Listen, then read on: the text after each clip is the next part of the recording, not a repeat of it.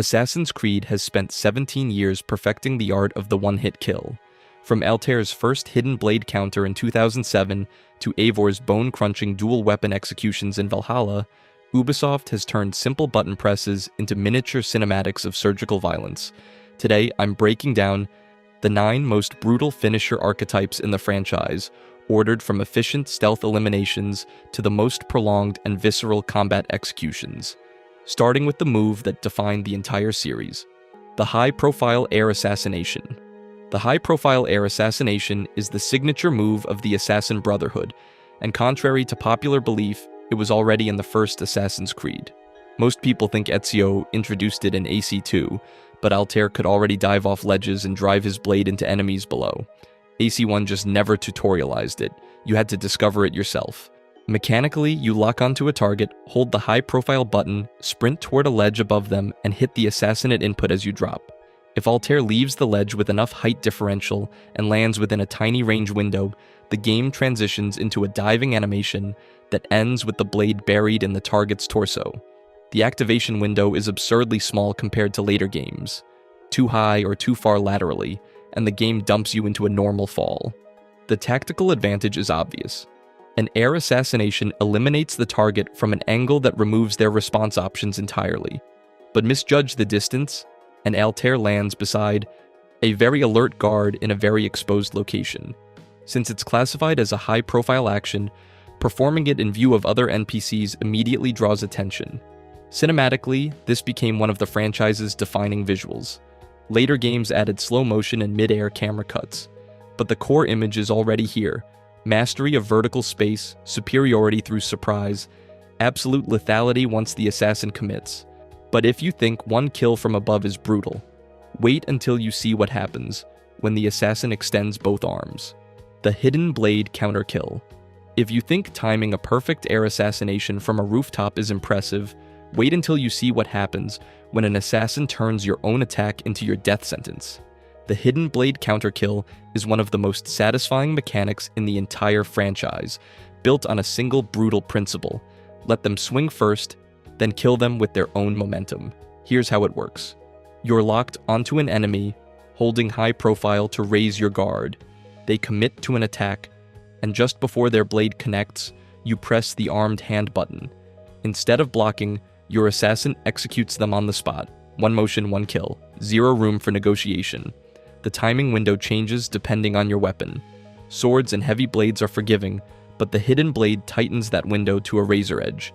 You have to press the input almost exactly as their weapon would make contact. Miss by a fraction and you just block. Hit it perfectly, and you watch Altair or Ezio dismantle them in a single clinical motion. The animations are where this mechanic earns its brutality. One counter has Ezio twisting a guard's wrist, driving the hidden blade up through their jaw and letting them collapse in a heap. Every weapon class has unique counter kill animations, and the hidden blade gets its own exclusive set, all of them designed around intimate surgical lethality. Tactically, this move is ruthless. Once you learn the timing, you can stand in the middle of a plaza surrounded by guards and counter kill every single one without breaking a sweat. They attack, you counter, they die. Later games nerfed it hard, shifting to parry systems and stamina bars. But in the Ezio trilogy and earlier, this was the gold standard for turning defense into a death sentence. But if you think one perfect counter kill is satisfying, wait until you see what happens when an assassin chains them together into a full execution streak that doesn't stop until every enemy in the room is dead. The double air assassination. If you thought dropping onto one guard from a rooftop was satisfying, try doing it to 2 at once. The double air assassination is one of those rare moves that makes you feel like an absolute god, while also requiring you to actually think about positioning, patrol routes, and timing. It's not a button you spam, it's a tool you hunt for opportunities to use. In AC2 and later games like Unity, you can simultaneously kill 2 enemies with a single diving strike.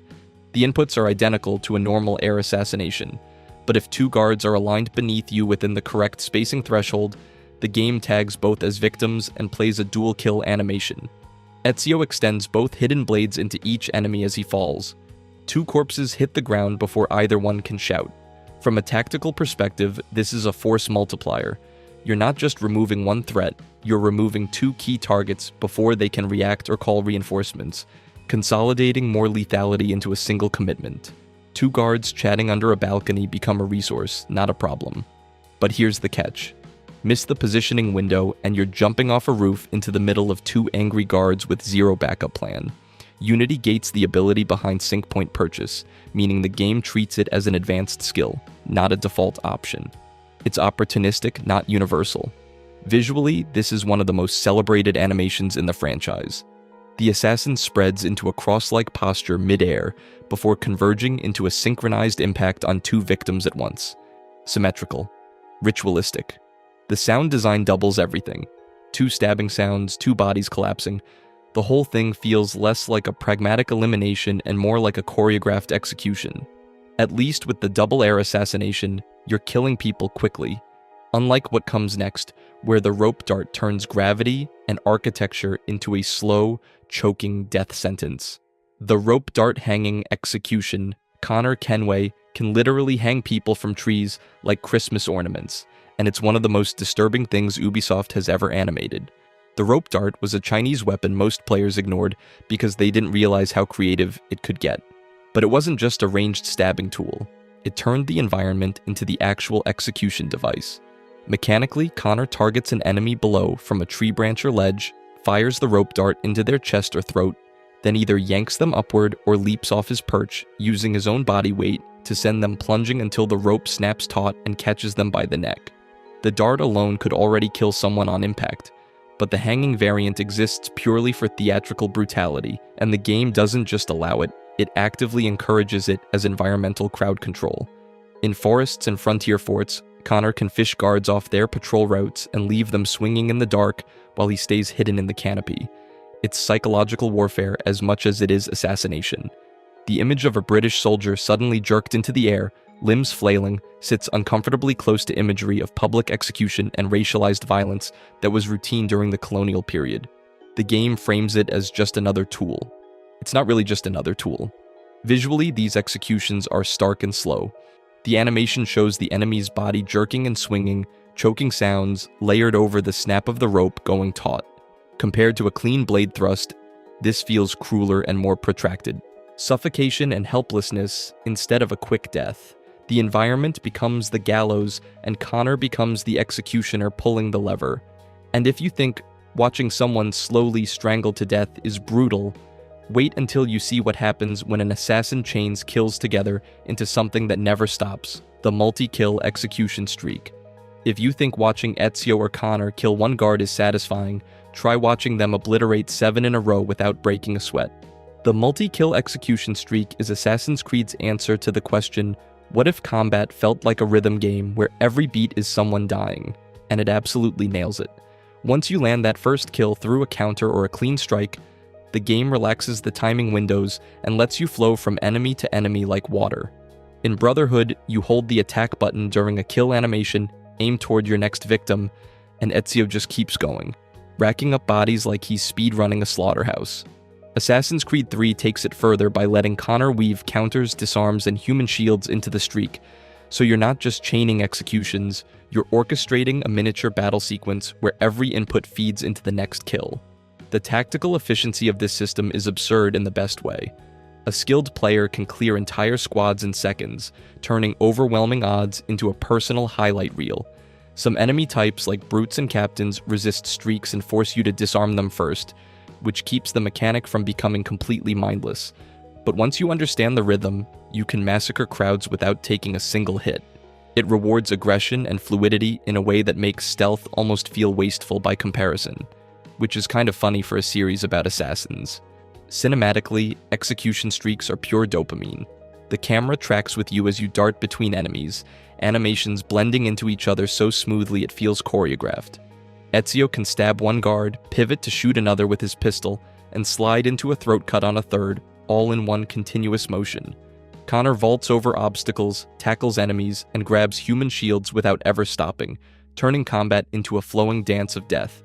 And if you think chaining kills together sounds brutal on paper, wait until you see how it looks in practice, because this is the mechanic that makes you feel genuinely unstoppable. And if you think chaining kills together is chaos, wait until you see what happens when you turn an enemy's own allies into the weapon. The Berserk Blade poisoning. Here's something that sounds completely made up until you look it up. Assassin's Creed Unity had a weapon called the Berserk Blade, and its entire purpose was to poison enemies and make them turn on each other. You'd hit one guard, step back, and just watch the chaos unfold. Genuinely one of the more creative tools in the entire franchise. The Berserk Blade works by flagging a poison target as hostile to everyone around them, weaponizing Unity's own detection system against Arno's enemies. The poison guard doesn't just go berserk on their own. The game makes every nearby enemy perceive them as a threat, guaranteeing the target dies without you ever being anywhere near the kill. As a bonus, they'll likely drag other guards into the fight and pull patrols away from restricted areas, all while you stay hidden and watch. And Unity's reputation at launch was already in a rough place. The frame rate issues, the face melting glitch, the general sense that the game had shipped about 4 months before it was ready. But the Berserk Blade stood out as a genuine highlight, proof that underneath all the chaos, someone at Ubisoft had some genuinely clever ideas about how stealth tools could work. What makes it interesting beyond the pure chaos of it is that the weapon concept itself was genuinely fun. Getting enemies to fight each other is satisfying in a way that straightforward combat rarely is. The idea was solid, and unlike most of Unity's problems, this one worked exactly as intended. Mostly better if you just wanted to see what happened when you poisoned an entire courtyard and walked away. The Spartan Kick off a precipice. The Spartan Kick is not a damaging move to begin with. It can do quite a bit of damage, but it won't kill anyone outright. Which raises the question, why level it up at all? Because damage is not the point. The point is that you turn the entire landscape into a weapon. Odyssey gives you cliffs everywhere. Ship decks, fortress walls, mountain paths, temple ledges. And the Spartan Kick, inspired by the iconic "This is Sparta" scene from 300, lets you boot heavily armored mercenaries off all of them. Doesn't matter if they have triple your health, doesn't matter if they're 5 levels above you, gravity does not care about stats. The move itself is simple. Unlock the ability, get close to an enemy, press the button, and watch them fly backwards several meters like you just fired a human cannonball out of your foot. If there's a cliff behind them, they're gone. If there's a ship rail, they're in the ocean. If there's literally any vertical drop within range, you've just converted a difficult fight into a one-button execution. Real martial artists have pointed out that this kick would be extremely risky in actual weapons combat. You're off balance, vulnerable, and committing your entire body to a move that leaves you open. But Odyssey is not interested in realism. The knockback force is absurd, the animation is exaggerated, and that's exactly why it works. You are not a historically accurate Greek mercenary. You are a demigod protagonist in a power fantasy, and your leg is a physics-defying launching device. The community cannot stop using it. Players gleefully Spartan kick everything: bandits, cultists, mercenaries, animals, quest NPCs who annoy them. The move has become a meme unto itself, with compilations of people kicking enemies into the void set to heavy metal soundtracks. It is not the most mechanically complex finisher. It is not the goriest, but it is one of the most immediately satisfying because it turns environmental awareness into instant lethality. If you think launching enemies off cliffs is brutal, wait until you see what happens when the assassin decides to get intimate with the blade. The hidden blade throat slit. There's something uniquely disturbing about watching someone grab a guard's head, tilt it back, and drag a blade across their throat in complete silence. The hidden blade. Throat slit isn't flashy. It doesn't send bodies flying or turn enemies into temporary weapons. It's just intimate, efficient, and absolutely brutal. This execution appears in nearly every Assassin's Creed game from Altair to Basim, and it never stops being visceral. The pattern is always the same. The assassin closes in from behind, grabs or tilts the enemy's head to expose the neck, and draws the hidden blade across the throat in a single decisive motion. The victim clutches at their neck, blood pours out, and they collapse choking. Brotherhood players specifically call out Ezio's stealth version as one of the most satisfying kills in the game. Connor does it to British soldiers after disarming them. Eivor executes exaggerated throat-slash finishers with added gore that makes earlier entries look tame by comparison. Mechanically, throat-slit executions function as instant kills triggered by attacking an unaware enemy from behind, finishing a staggered opponent, or landing certain counter kills. In the game's logic, it's visual shorthand for a kill that cannot be shrugged off, even by heavily armored enemies, since neck protection is usually far less substantial than chest armor. Cinematically, it's one of the most graphic execution types in the series. Earlier entries keep the blood somewhat understated, letting the gesture carry the horror. Valhalla goes all in, with pronounced arterial sprays and lingering camera angles. The sound design does a lot of heavy lifting too. The wet slice of the blade, the gurgling from the victim, the thud of the body hitting the ground.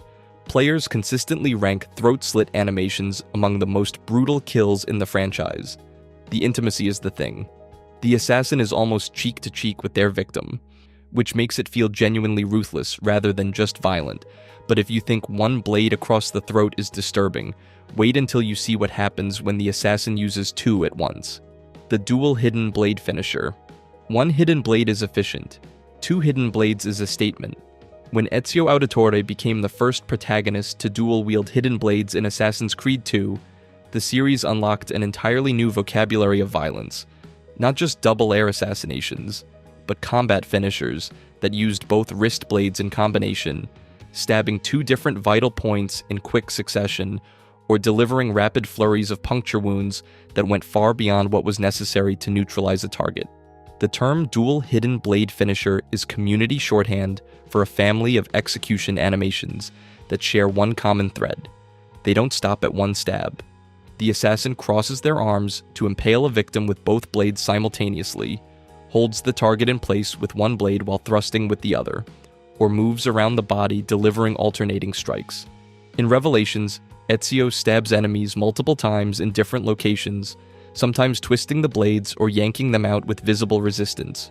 Later protagonists like Arno and Jacob Frye carry this forward, mixing hidden blades with offhand weapons and takedowns that linger on the repeated strikes and the victim's spasms. Then Eivor in Valhalla takes it to its absolute extreme, dual-wielding axes and swords in prolonged animations that include decapitations, limb severing, and multiple hacking blows delivered well after the enemy is effectively dead. Community rankings frequently cite Eivor as the most brutal protagonist in the entire franchise, which is, not a competition most people expected a Viking farmer to win. What separates these finishers from everything else on this list is their duration. A throat slit involves one decisive motion. These linger. The assassin keeps driving blades into different parts of the body in sequence, transforming what should be a quick kill into something theatrical and unapologetically excessive. They're not about efficiency, they're about dominance. And from Ezio's Renaissance flair to Eivor's Viking ferocity, every dual blade execution communicates the same thing. The assassin is completely, entirely in control. If you enjoyed this video and want to see more, click the video on the screen now.